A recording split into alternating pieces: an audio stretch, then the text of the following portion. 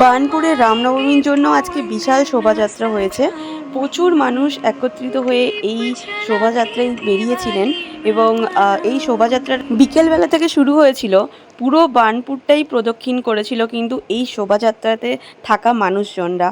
তো সকলেই অবশ্যই কমেন্টে একবার লিখবেন জয় শ্রীরাম, জয় বজরংবলী।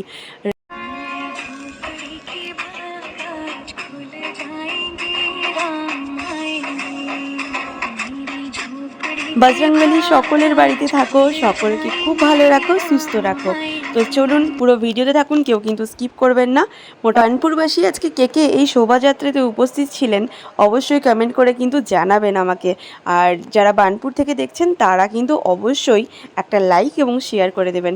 টাটা, সকলেই সুস্থ থাকবেন, ভালো থাকবেন। দেখা হচ্ছে আপনাদের সকলের সাথে নেক্সট ভিডিওতে।